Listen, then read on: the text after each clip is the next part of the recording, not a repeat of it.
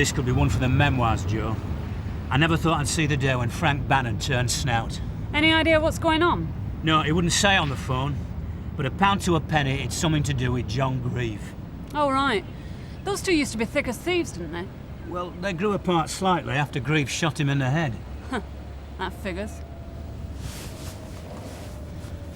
That's Frank Bannon. The same. He's not moving so well, is he? Well, neither would you if you'd been carrying a bullet round in your head for the best part of a year. It's not still in there, is it? I wouldn't shed any tears. He was a right nasty piece of work in his time. Hello, Frank. This is D.S. Morgan. How are you feeling? Oh, terrific. So what can we do for you? I don't want nothing from you. So what are we doing here, then? I've got something that you want. Oh, yeah? There's this bloke I know, Brian Taylor. He's picking up a car this afternoon from a long-stay car park at the city airport. Car's been there about a week. Word is it's drugs. Word from whom? Never mind who. Point is, the car belongs to John Grieve. Fancy that. Well, what do you expect after what he did to me? How come you didn't testify against him at the time? Half a dozen passers-by saw him put that bullet in your head. They were willing to testify till they heard that you weren't. Want to know why I didn't testify? It's Debbie, my Jenny's youngest, coming out of school. It's a nice picture. Yeah, and it wasn't me that took it. Just came through my door after I came out of hospital. There's not a lot to go on, Frank. I've given you a start. The rest down to you. John Grieve's an animal. He wants putting away. Right. This is Grieve. He and Bannon used to be blaggers together back in the 80s. And then Grieve followed the smart money and moved into drugs. What, and Bannon didn't approve? Well, either that, there was a bit of rivalry. But a year ago, they had a Barney and the Admiral, and Grieve came off worst. So he goes and gets himself a shooter, waits outside the pub, and Bosch gives it to him in the back of the head. Half a dozen people must have seen this, including Bannon's daughter, Jenny. But no witnesses. So now it's payback time. Well, he probably thinks this is less risky than testifying. Let's hope he's right. Right. From what Fran Bannon tells us, it looks like this car at the airport is being used as a drop. Which means that whoever's bringing the drugs in dumps them in the boot, clears it off, and then one of Grieve's people comes along later and picks the car up. Now, the car's registered to Mayfly Leisure. That's Grieve's company. He owns 1 or 2 clubs and the snooker hall in the High Street. Now, this is the nearest we've ever been to Grieve himself. He's always proved Teflon-coated in the past. So this time, I want to hit him with something sticky. Right, I'm off outside. Anything for me? No, you're all right. Oh, hang on a minute. Petrol caps. Someone's ripping them off high-performance cars. What, presumably they're siphoning off the petrol, yeah? No, they're just nicking the petrol caps and legging it. It's the 3rd incident we've had this week. Sergeant Morgan's in place at the terminal building now, Suzi.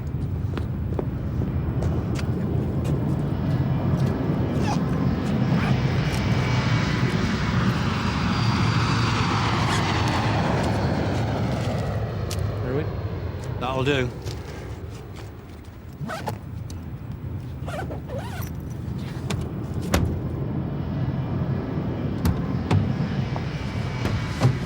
Brian Taylor's just arrived at the main terminal, sir. Right.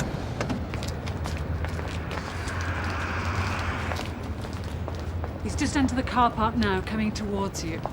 He's about 5'8", receding hair, wearing a dark grey bomber jacket. Here he comes. He's lost some weight, hasn't he? What's his form? Burglary, mostly. Till he broke his back jumping out of a first-floor window. Now he's running errands for John Grieve. There he is. That's Grieve. Unless I'm very much mistaken, that's his bud. Very nice. Woods from Meadows. Go ahead. What's he up to? He's entertaining at the moment, a young lady. Any sign of him moving? I'd say it'll be some time. There he goes. Hang on a minute. Right. We're on the move. 8-5 from Sierra Oscar. Position, please. Yeah, I'm on Goddard Street. Yeah, will you go to the multi-storey car park in Bream Road and speak to a Mr. Hill? His car's been nicked. Yep, on way. Go on, go on. Turn left. Oh, wherever he's going, he's not going to Grieve's place. Woods from Meadows. Go ahead. What's happening, Helen? No change, sir. They're both still in there. Out. OK, drive past and then pull in. Wonder whose gaff that is, then.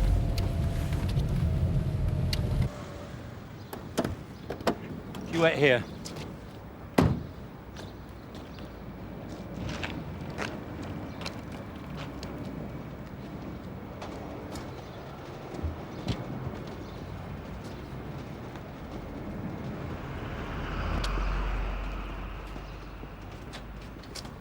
Hang on, stop for a minute, will you? Looks like Grieve isn't playing. Or he is, but not with us. Taylor's gone into number 14. Now, Bannon only lives a couple of streets away, so nip round there, see if we can find out who lives here. Go. Do you want to get me topped? I've taken enough risks already. I need a word. I told you this morning was a one-off. I said I didn't want to see you no more. You came to us, Frank, remember? What do you want? Grieve hasn't shown. They've taken the stuff to Dewberry Road, number 14. I need to know who's in there. It'll be, Carl Summers' place. Who? Grieve's brother-in-law. Does most of his legwork for him. So Grieve may not show at all? That's your problem. Frank, we all want him nicked. Yeah, well, it's down to you now, isn't it? I've told you all that I know. Police. Mind me back. What is this? That's his. I don't know anything about it. Carl Summers, Brian Taylor, I'm arresting you for the possession of Class A drugs with the intent to supply. I parked it here about 1:30. I came back at 3:10 and it had gone. Did you see anything suspicious? No. There's not much point you being here then, is there? Got no one hanging around, acting suspiciously, nothing like that, no? No. I can't stop every car that drives out, can I? OK, thank you. Did you have anything of value in the car, Mr. Hill? A CD player for a start. I've got the best sound system going. Thought I'd treat myself, you know.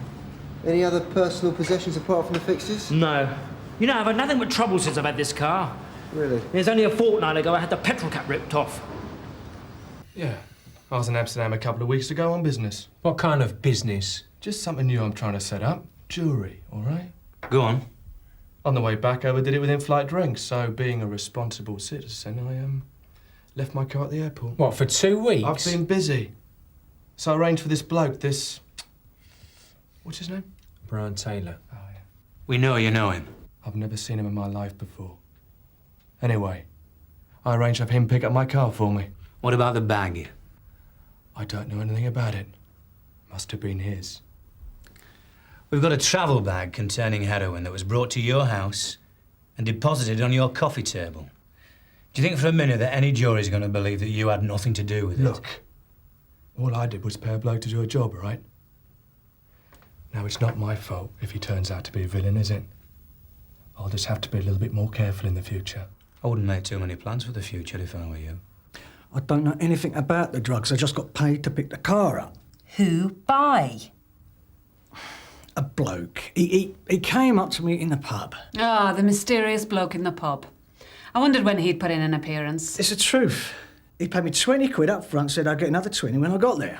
So this bloke gives you, a total stranger, 20 quid and the keys to a BMW? That's what happened, yeah. And the car just happened to belong to John Grieve. Who? Oh, please. You're Scannell born and bred, aren't you? You two probably went to school together. I've never heard of him. And I suppose you've never heard of Carl Summers either. Not before today, no. Summers says the drugs are yours. I've told you I know nothing about them. Oh, so you're saying the drugs are his then, are you? Oh, no. No. What are you trying to do to me? I'm trying to get you to tell us the truth. Because if you don't, Grieve and his brother-in-law will let you cop for the lot. I'm looking for John Grieve. At the back, top of the stairs. Cheers.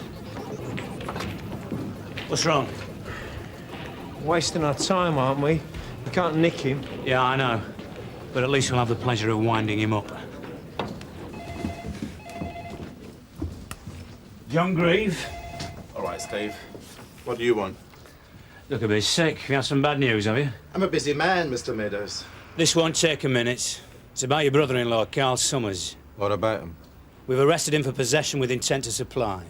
So what? Why are you telling me? It's your car he was using. If you check, you'll find it's a company car. I let him have one in permanent loan. So he works for you, does he? He's my brother-in-law. I let him have it for my sister's sake. What he does with it is his business. It's not what I've heard. I've heard it's very much your business. And by my calculations, you're £12,000 down this afternoon. Well, we got Summers and Taylor banged to rights. Yeah, but Grieve's fireproof and he knows it. Taylor's scared and Summers just wants to protect the family business. All the same, sir, it's a good result. Yeah, but I really thought we'd got Grieve this time. Well, at least we ruined his day. Excuse me, sir. I got Frank Bannon's daughter on the phone. What does she want? She reckons her dad's in trouble. What kind of trouble? She says 2 blokes came to the flat 10 minutes ago and took him away. I think you better go and have a word with her. She's in the right state. Thinks they're going to kill him. I've been to pick Debbie up from school. And these 2 blokes were with your father? Yeah, they took him off in a car. I wrote the number down. There. Joe? Did you recognise either of these men?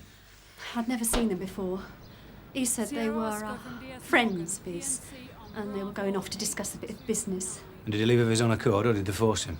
Of course they forced him. All right, and was it a fight then, or what? Dad's not up to a fight. Not anymore. Look, he didn't want to go with them. He went because we were there, and he didn't want to frighten Debbie. Car's registered to a Steve Royal. I know him, he was with Grieve this morning. Address is the Bluebell Club.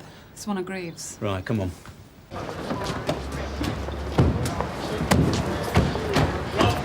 round the back.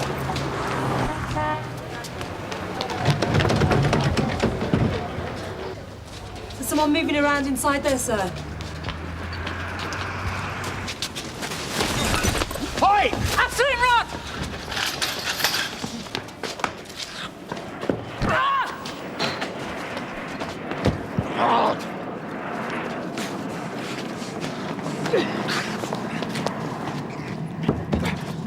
Run! Where's Bannon? This side! Right, bring him in. Danny! Danny!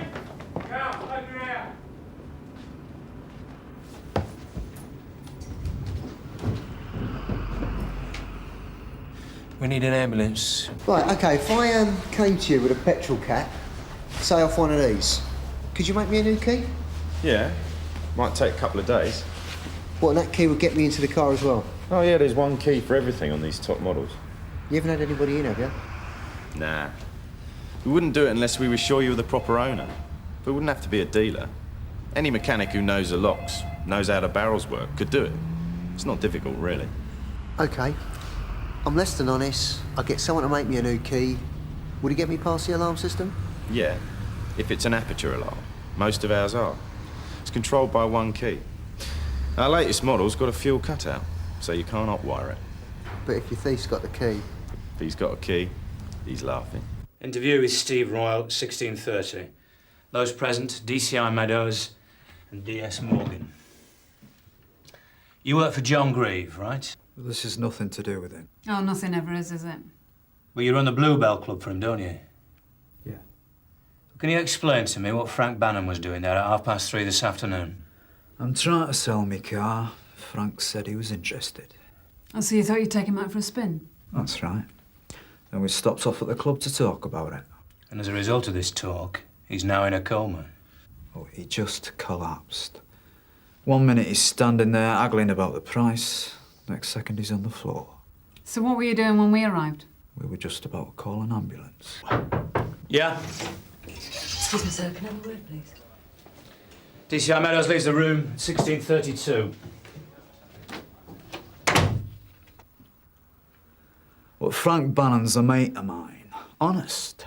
We better just hope that this mate of yours comes out of his coma and backs up your story. DCI Meadows re-enters room. Right, where were we? Now, you said you took Frank Bannon outside to look at your car, and then he went back to the club to discuss the price. That's right. And what happened this afternoon was between you and him, and nobody else was involved. That's right. He just collapsed. Frank's not a well man. Not anymore, he's not. He died on the operating table half an hour ago. Well, you could get a new key done in a couple of days. Any dodgy mechanic could do it. What's the point? It's easy enough to break into the car. This is much easier. This is lovely. Listen, look. If you nick a car and you hot wire it, you've still got to get a key made before you can sell the car. And all the time you're doing that and repairing the damage, you've got a dodgy car on your hands, right? Well, this way, you can get the key made in advance, and you can shift the car in a matter of hours. Well, whoever's doing it's probably nicking to order. What sort of cars are we talking about? I've checked all the cars that have been vandalised in this way. They're all top-of-the-range motors. Right, well, the owners need warning. Thing is, Sarge, one of them's a doctor. He has a weekly clinic at the medical centre this afternoon. Now, if I'm right, I reckon our man could be planning to lift this one today. Look, you've got to believe me. We never laid a finger on him. Well, you wouldn't, would you, selling him a car? Only Frank wasn't there to buy a car, was he? You better think very carefully about the position you're in. You're facing charges of kidnapping, manslaughter. Manslaughter if you're lucky. Well, that depends on the post-mortem. Pretty soon we're going to find the bloke who was with you. And if you don't tell us the truth, I'm damn sure he will. Look, supposing I can help you. Can't make any promises, Stephen. Though obviously it's in your interest to tell us what really happened. Starting with what he was doing in the club. All right. We were told to take him there. Who by? John Grieve. He reckoned Frank told you about the drugs at the airport. He told us to take Frank to the club, keep him there, till he could get around there. And then what happened? Well, Frank came along quiet enough. When we got into the club, he tried to do a runner. And that's when he fell. Go on. We were just standing there, waiting for him to get up. Only he never.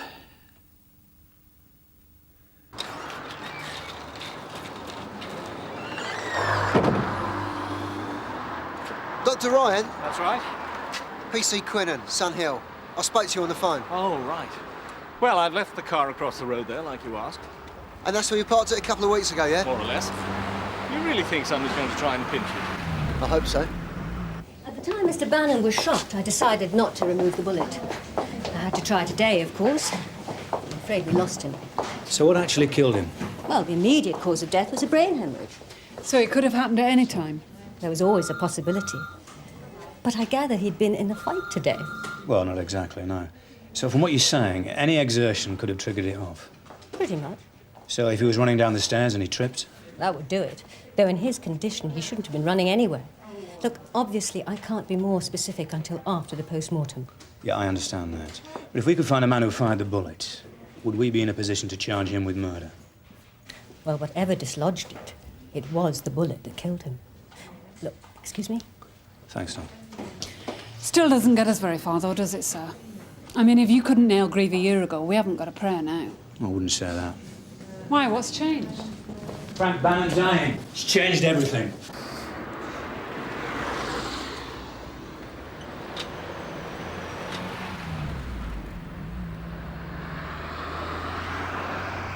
Stand by, George. This looks promising.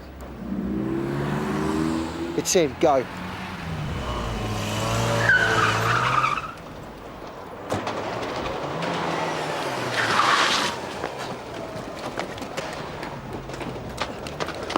I've got him! All right, sunshine, enough. Okay, all right.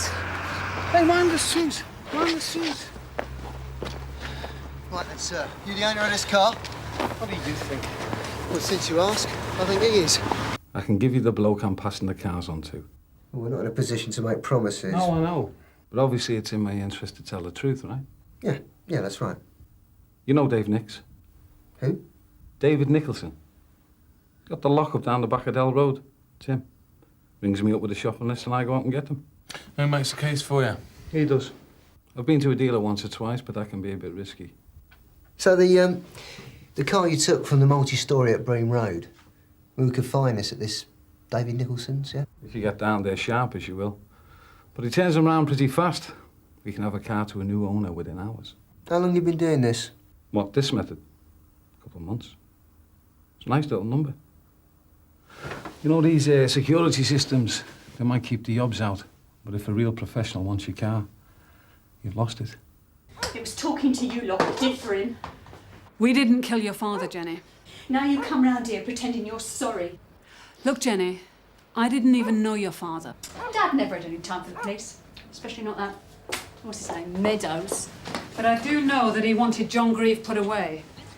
Only that's not going to happen, is it, unless you can help us? Why should I do you any favours? For your dad's sake. Look, Jenny, John Grieve's going to walk away from all this. In a few weeks' time, he's going to be bragging that he topped Frank Bannon. Now, your dad used to be respected around here. He still is. He could take John Grieve any time. That's what happened that night at the Admiral, wasn't it? Your dad sorted him out in front of everybody, so Grieve came back with a gun. You know what happened. Yeah, it's no good us knowing what happened, Jenny. It needs someone who was there who will stand up and testify. We don't do that. We never have. Look, Jenny, I know it goes against the grain, but the only way your dad's going to get any justice is for you to prove that there's someone else round here who's willing to stand up to John Grieve.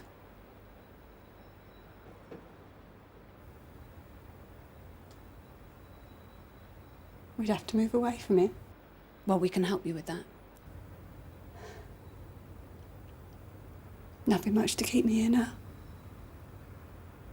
It's not the same around here anymore.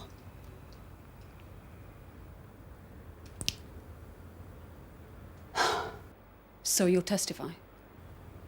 Yeah. That John Grieve was the man who shot your father? I saw him, plain as I'm looking at you. Me and my dad were coming out the pub.